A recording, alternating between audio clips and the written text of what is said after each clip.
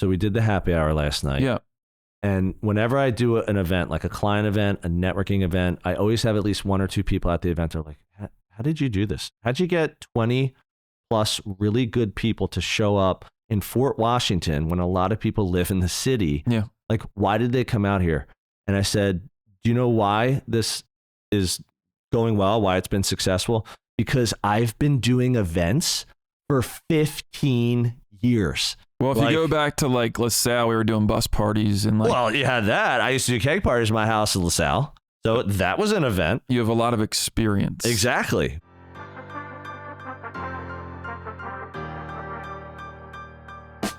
Welcome to the podcast dedicated to real estate, insurance, and building your business. Join us as we take you along our own business building journeys with additional wisdom from our network of local and national experts. Welcome to Bricks and Risk. Hey everyone, welcome to another episode of Bricks and Risk. I'm Timmy G. And I'm Sean Mooney. Okay. What's up, dude? Hey, man. Dude, how about our happy hour last night? Awesome. So for those who are listening and watching right now, Sean and I had our first Bricks and Risk networking happy hour at McGurk's in Fort Washington. What's up, McGurk's? Thanks for all the help. They did a great job. They always deliver. What did you think about the overall event and how we put it together and the people who came? Place was great. The Walmart gluten-free stateside oranges. Yes, they did have those. Were very cold and very delicious. You didn't have to BYO, so that helped. Yep. You know, we didn't want to get kicked out. Well, yeah, getting removed from our own event would not be good. Although that's what we did last time. We'll talk about that one another time, folks. Space was great. Great turnout from just awesome people in our network. So yeah, overall, it was just awesome. A great night. Like it was similar to like a client event. Yeah. Like we've both done things with clients or networking or just getting people together. And what was cool about this is that, you know, you have your business, I have mine.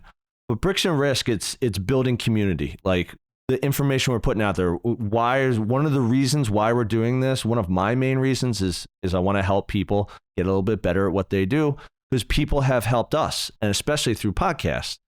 So just doing that event and bringing people in through like the Bricks and Risk community, let's call it. Portal. We finally got our hats last night. Got the hats. Only took like 8 months. How do they look? They were sweet, dude. I dug.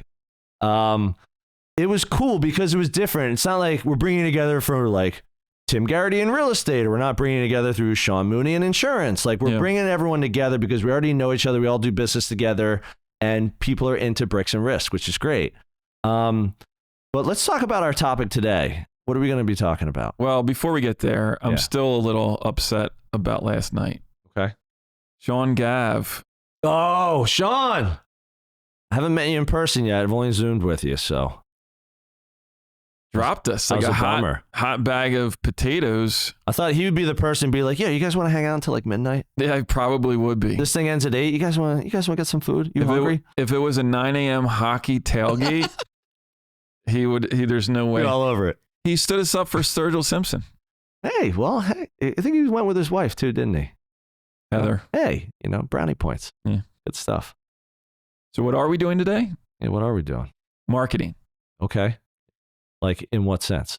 Ins and outs, tips, tricks, ideas versus the marketing plan. Okay. So putting it together, implementation, and then kind of what you want to get out of it in the end.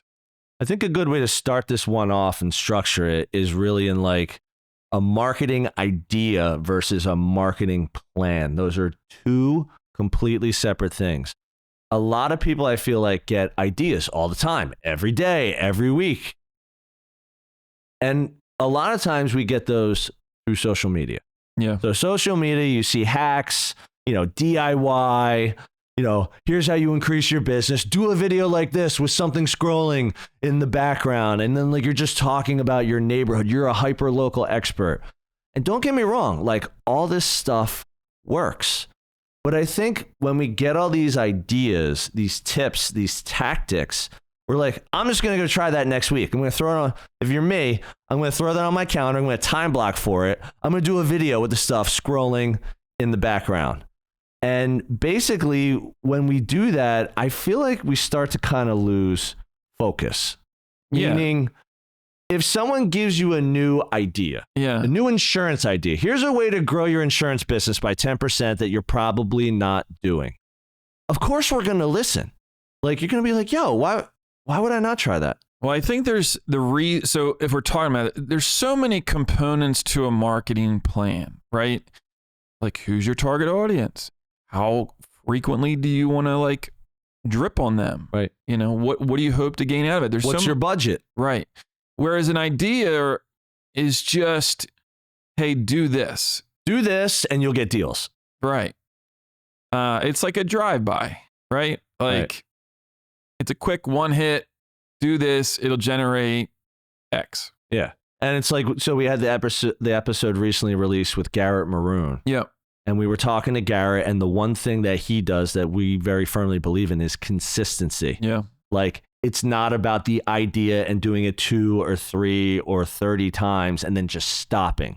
Because as soon as you stop something, you move on to something else, you're going to start to lose some of that consistency of why you did it.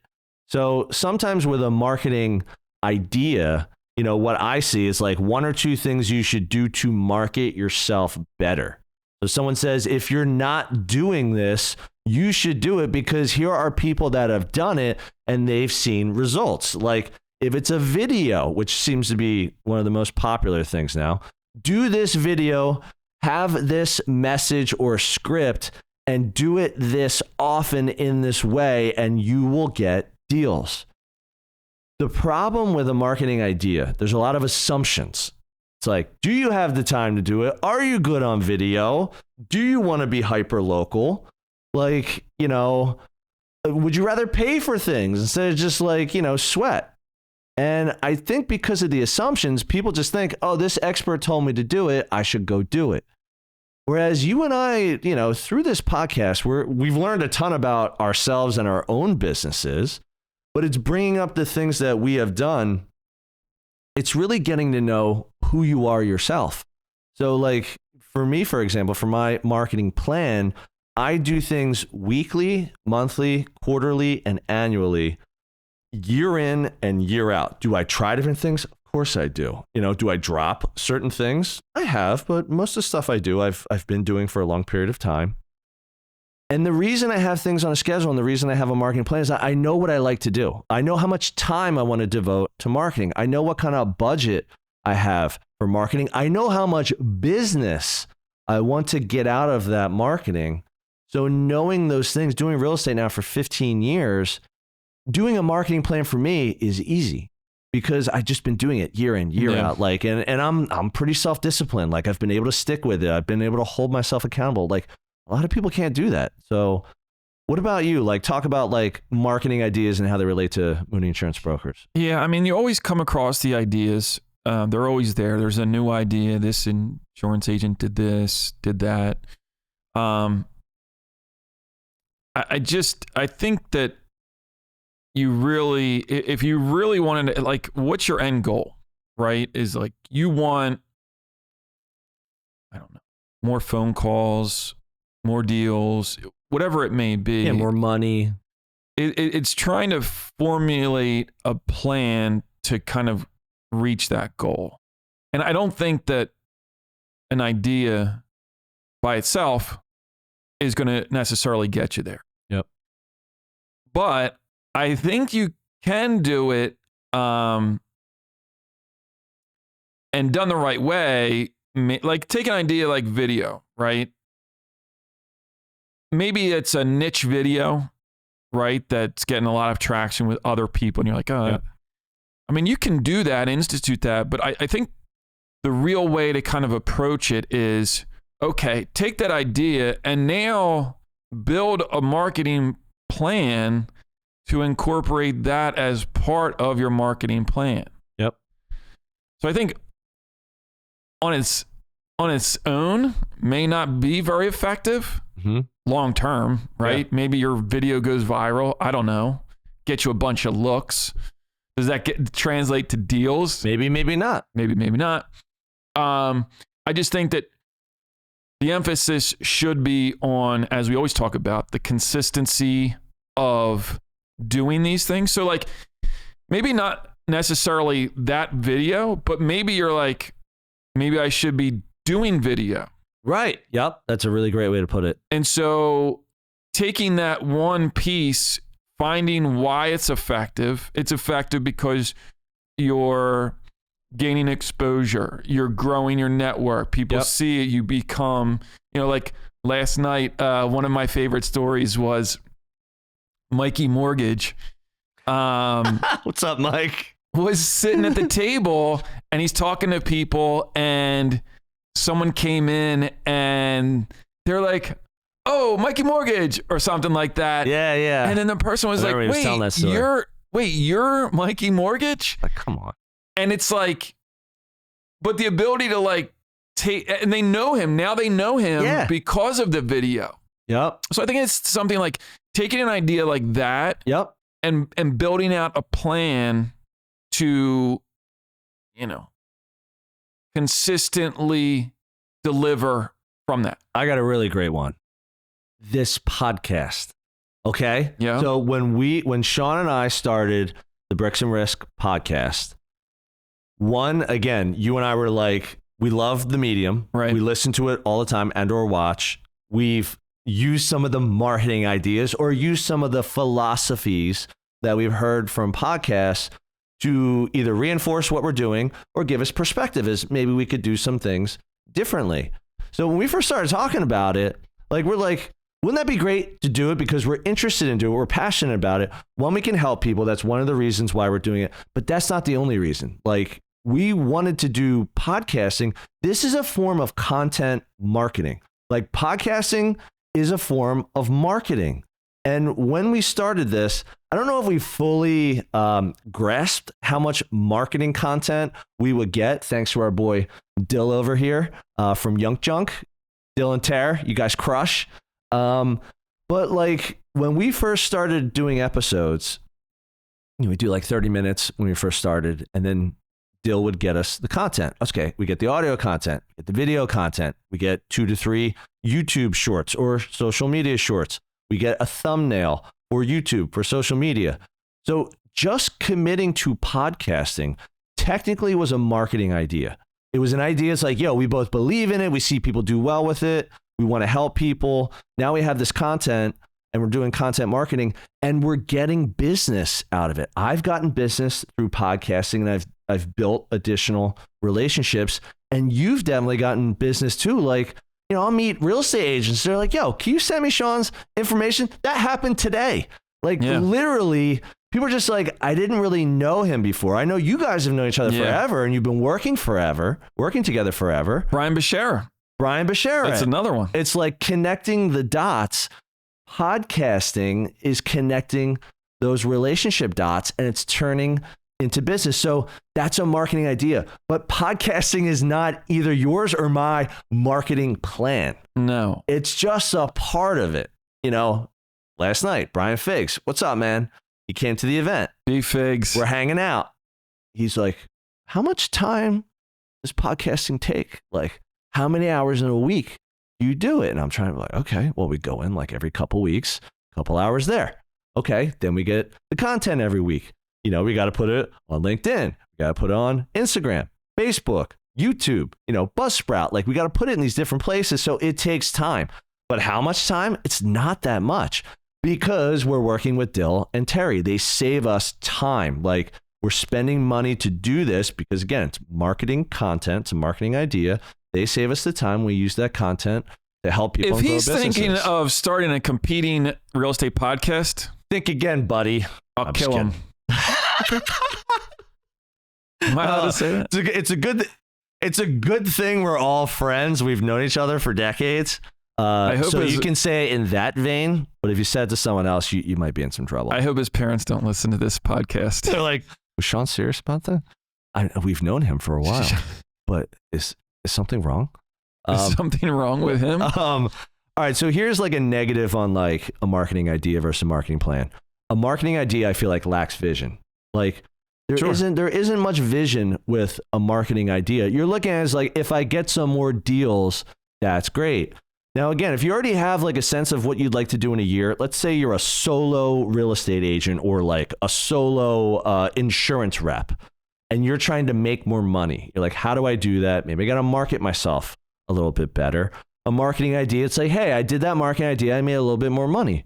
And that's how a lot of people start out. They just start out trying things and be like, did I get business from that? Did it work? How much did it cost? Like, how much of a pain in the ass is that? Like, there's lots of reasons why marketing ideas either stay or leave. But I think if you're hanging your hat on just the ideas, you're going to lack vision in your plan.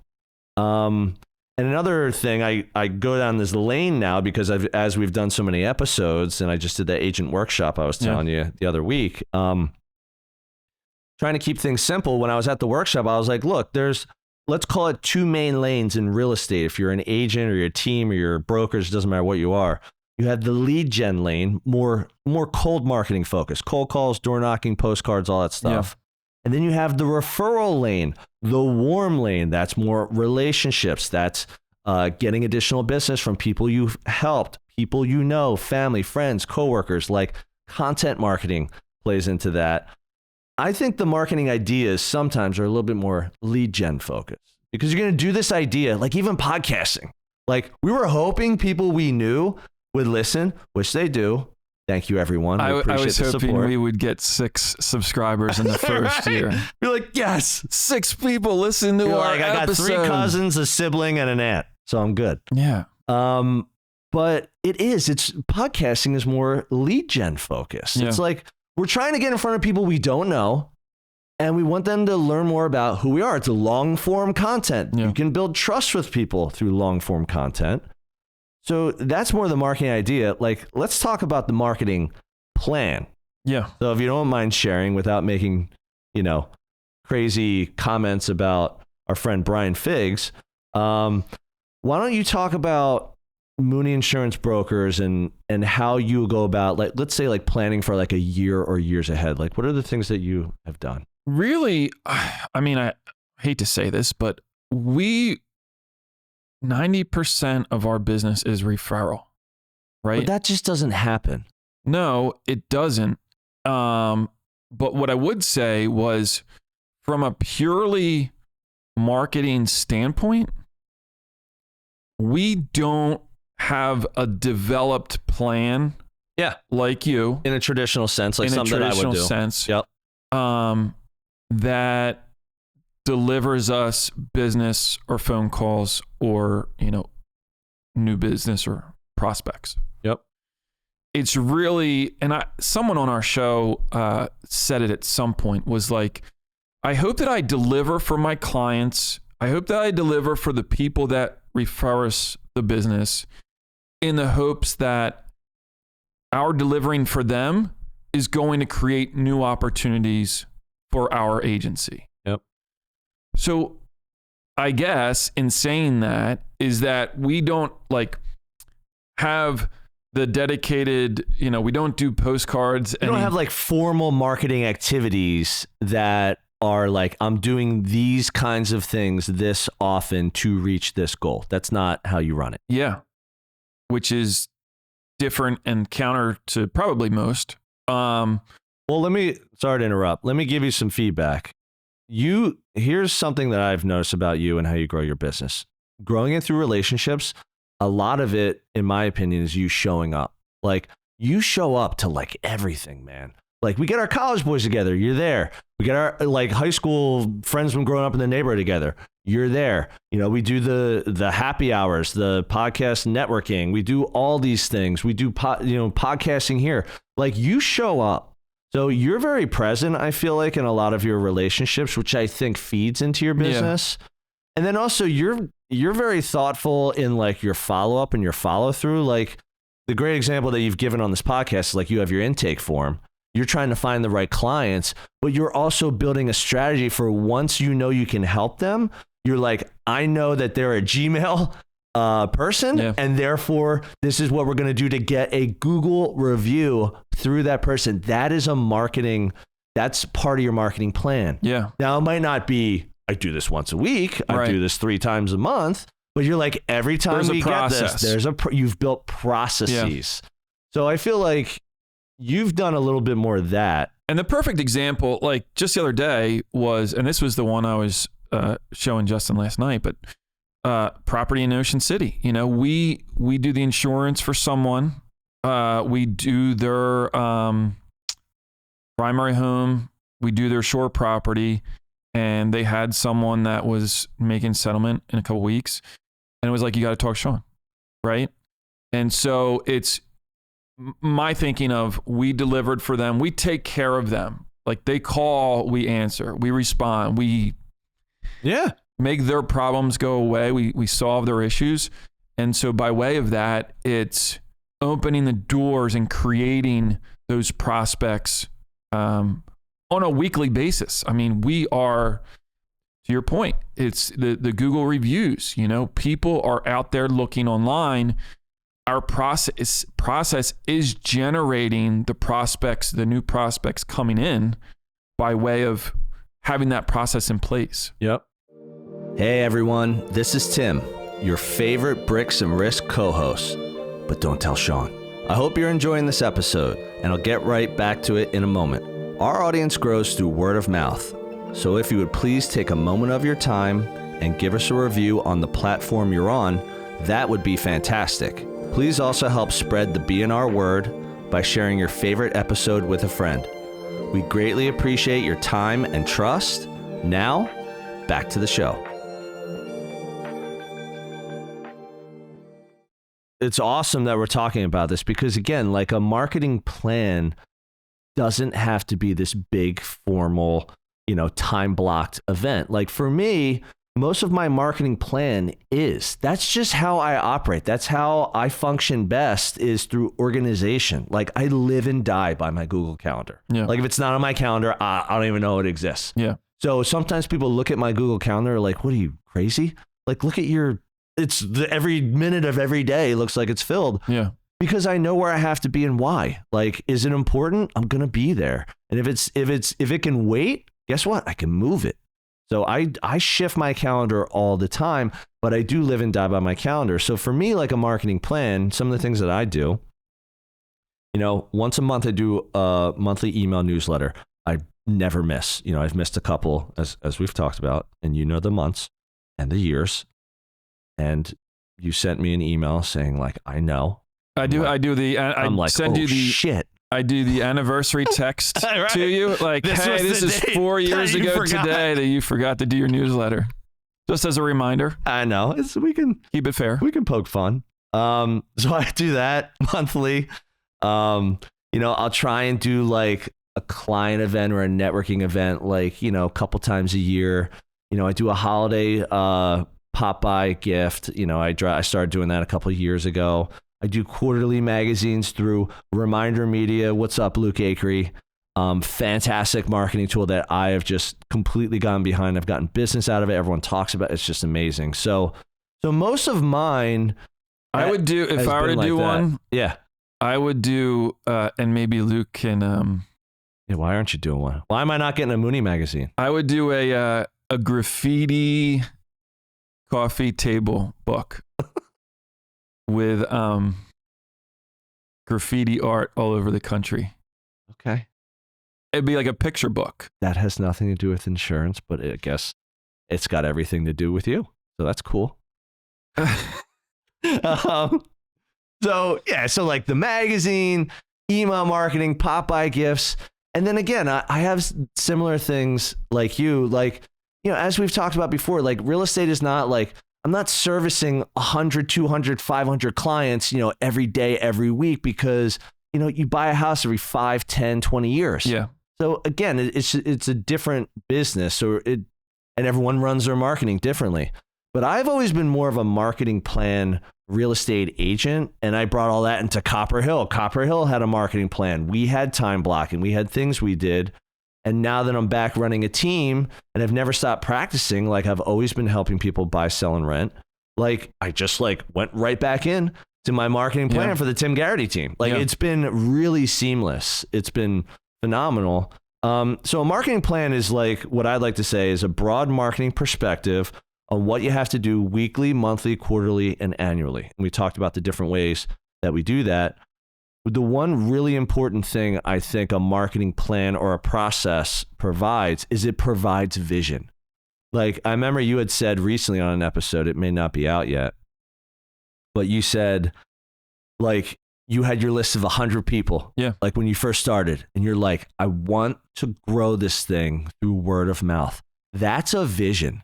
Like you knew you're like, that's what I want to do. I'm going to try some marketing ideas. I go to a conference, someone shows me an idea or like, hey, I get coffee with Tim or Sean Gavigan or someone and they're like, they're doing this. I'm going to try that. Like we're sharing tips.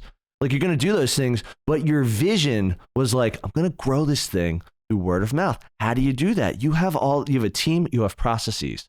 It was Garrett Maroon, that episode, because he had 40 on his like name list. On his list. And it was, for me, you're absolutely right. I was going to start the business. I was going to start with that list of 100 names of people that I had relationships with, that I had either done business with before or saw them as a prospect that I could potentially convert into a client. And so the thought behind it was start with that, and then that will grow. Right. Compounding. Right. Year by year. So, if you start with 100, maybe you write 30 of them, right? And then from that, you get 15 referrals, right? And then it's just kind of that snowball effect. Yep. Just gets bigger. That happens just over time. Yeah. So it's awesome. But that's a 1,000,000% why I started that way, and really hasn't changed much in terms of the direction of our brokerage. Yeah. We still have a distinct focus on our core book of business. Growing that core. Yep. And then having that snowball. Yep. Like even further. And dude, it's I feel like the more we do this, the more we podcast, the more we learn about each other's businesses. Yeah. And it's the same thing for me. Like when I started, same thing. I maybe had 500 email addresses. And I had a pretty good network from corporate America, like meeting people from all over the country. I was pretty good on LinkedIn, things like that. And I just started doing my monthly email newsletter. And that was how I started doing the know, like, and trust method. It's like, I already know them. Most of them, we like each other because we've either met, we've hung out, we've done business together, we work together. But now I want to build their trust through my content. So if I send that email newsletter, if it just says like, hey, welcome to spring, here are 3 of my listings, see you next month, I'm not getting a whole lot out of that. Yeah. But then I started blogging. So then it's like, all right, when I send the email newsletter, the blog content is helping build trust, and the newsletter is the vehicle, is the medium that gets it out there. So then people would read my blog. It'd be like, I do an article about like development in Philly, and then I go out to like a happy hour, or like a alumni event, or like a birthday party or whatever. And someone would be like, I read that post that you did about like, best place to, get breakfast, like in and around Philadelphia. Like that was awesome. Like I already went there and had breakfast. I'm like, no way.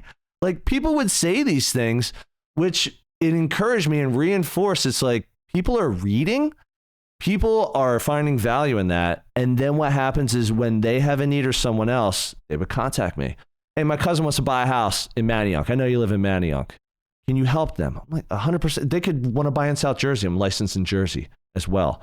But the fact was like I was getting business through building that trust. And same thing as you. Like we built a brokerage because we had 3 agents, me, Ryan, and Andrew, who all had networks that trusted us. And we formed a company out of that. We just had 3 times of the network because we had 3 co-founders. So that's really how it went off and running. And, you know, Well, I will say as part of that is when you have that plan in place as one of the benefits of having that weekly, monthly, quarterly, it's you just never know where your next deal is coming from. Totally. And so by staying consistent, by staying top of mind, it's you're just increasing the percentage of hitting on that person. Totally, man. I think another thing we talked about how like a marketing idea sometimes can fall a little bit more into like the lead gen lane. You know, it's an idea. Let me go meet some more people and hopefully we do business, or I get a larger audience or a bigger network. I find that with a marketing plan, again, yours is a little bit more process driven. Mine's a little bit more like time block, like task driven, but that has more of the referral lane. You're doing that because you're like, if I keep doing this, the snowball gets bigger as it goes down the hill, and the bigger it gets, the better it's going to be for my business and my family. So I feel like at that agent workshop that I did a week ago from today, when we were doing it, some of these people were in the business for like 10 years. Yeah. 5 years, 3 years. I've been doing it for 15. A lot of people in that room, we had like 15 people there. No one had ever said this to them. So think about doing real estate for like a decade, and someone comes in and says like, what's your marketing plan? Maybe like some tasks that you could do to grow your business. And a lot of people are like, well, I do this and I do that and I do the other thing. And they've tried different things. And that's not to say other people don't have a plan. Of course they do. Right. But for me to structure it that way, and then what was really effective is when I came in with my little bag of tricks, I open it up. I'm like, here's the magazine from Reminder Meetup. People are like leafing through it. They're like, this thing is killer. Yeah. I'm like, here's my handwritten note card. Look at that. That's how I brand it. I do this once a year. Like, oh, this is awesome. I'm like, here are my trucker hats. Like, I wear these on the podcast. I wear these out. This is like subtle marketing. This is reinforcement of my brand. And people are like looking at this stuff and they're like, this is incredible. Like, where do you get this stuff? Like, who do you go through? Like, why do you do it? Like, how much does it cost? It's such like I can't like imagine doing business a certain way. Yeah. Where to us it just seems like second nature. Yeah. But to these agents and really it doesn't really matter like what type of business you're in. Yep. But like to have never been exposed to that, like to never have like thought like, hey, says a lot about our industries. Right? And it's like, wow, I never thought of like doubling. I didn't know you could do that. Yeah. Like, doubling down on your network and your referrals and your business connections. Like you're extracting you're getting every ounce of juice out of that orange. Highest ROI. Yeah. And usually done in less time. Because if you do it over and over again, it just gets easier. Yeah. Some of it's not very expensive. I mean, what were some of the you said some of the reactions, but like, I imagine that people were like. Well, one thing I think that reinforced it, because a few people, someone even reached out to me on social media and said, what was your agenda? Like they were curious. Yeah. And I'm like, this was our agenda. First, we did an annual plan. So that's like units, volume, and income. So that's you committing to something. I think I'm going to do 20 deals, which turns into X volume, which turns into Y income. You just take a general percentage. You're going to know how much you're going to get paid. Yeah. And then you have a split usually or a structure with your brokerage. Right. So have goals first. And then if you're like, okay, if I want to do the 20 deals, where are they going to come from? Are they going to come from social media? And get a lot of ideas. Try different things. See what sticks. See what you like. See, social media is a strategy to grow your business. But if someone says social media is my strategy, I'm like, then your annual plan should be like, how often are you doing social media that you can hold yourself accountable to do those 20 deals? Yeah. So as I'm like saying these things, I think people were, they were finding value in the structure. Like, they're like, this just sounds too easy, but they're like, I don't really hold myself accountable to any of this. Yeah. I kind of just go like this, and I can look at the last 5 years and be like, well, I've made money every year, or I've grown every year. And then it's like, yeah, but you're probably constantly stressing out over where the business is coming from because you're like, I got to keep doing social media. I think I got to keep doing email marketing. I think. And what else are you missing out on? Right. Like, exactly. Okay, you had a good year last year, but like, could it have been better? Like if you had this process in place, Yeah. how much more could you have done? Yeah, and Garrett, the Garrett Maroon episode was probably my favorite to date, my favorite guest episode. No offense to anyone else, because I love all the episodes. I'm offended that one of our 2-person tandems. I mean, that wasn't even a question, so let's... You mean after Let's hours? be serious. After hours. Garrett is very numbers and stats driven about how highly effective having relationships in business are. Like, what are the percentages? What's the likelihood? Mm-hmm. What's the average amount? Each person knows 256 people. Okay, you got 100 people. That's over 25,000 people that you're reaching out to. And he's like, I got my marketing plan and I never miss. And because of that, here's what I've done in my first 9 years, 100% through relationship, which is not what the high majority of real estate agents, even business owners, do. Like, they just look at it as like, I gotta do another postcard. I gotta put another ad out. I gotta spend money on, on this But platform. it's also, too, I think one of the key elements in this is that mindset is a reactionary mindset, meaning, hey, our sales are down. Right. We got to step it up. What's the tactic that we can implement to get more sales? Right. Rather than, hey, if you just start, put this in place, keep doing it, be consistent.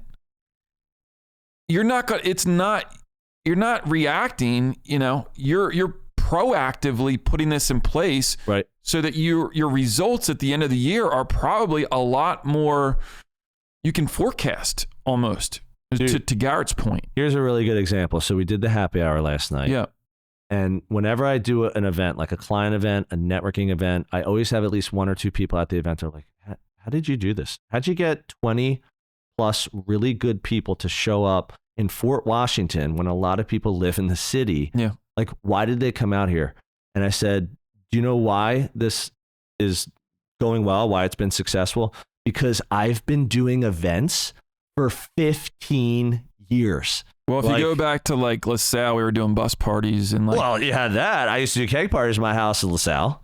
So that was an event. You have a lot of experience. Exactly. But it's like Northwest Philadelphia Network, the networking group. We did events in that monthly. Yeah. 5 years. It's like I've been doing client events, Copper Hill Real Estate. I've been doing networking happy hours at Copper Hill with agents, with vendors. And then when we started this, we said, why don't we do an event for the podcast community? Because it's been so great. Like, the outpouring of support and the people that have been listening and watching are saying like, thank you for that tip, or like, I really like it. Like, people are enjoying it. Yeah. And we did the event last night, and I think maybe 1 or 2 people had asked me like, how'd you pull this off?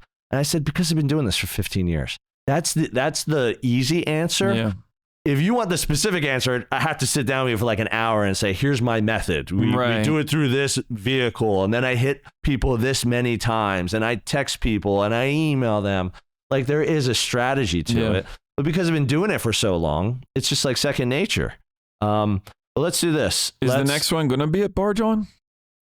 The next one I think is going to be at Bar John. So Anna Lee and Dave Lee, if you're listening or watching right now, we're coming to your place for the next one, just so you know. Just be prepared. So go ahead. Why don't you close us out? Yeah. So thanks to everyone for listening to the show. If you want to reach out, we can get an email, bricksandrisk@gmail.com. And you can hit us on the social channels, Instagram. I prefer LinkedIn. I think you prefer Facebook. You're Facebook. Facebook. I do not like Facebook. At Bricks and Risk. Shoot us a note. If you leave a review on Apple Podcast, we'll be sure to drop that in at the beginning of the show. So, we got. Awesome. Well, that's all we have for this one, folks. So thank you for tuning in again to another episode of Bricks and Risk. See you soon.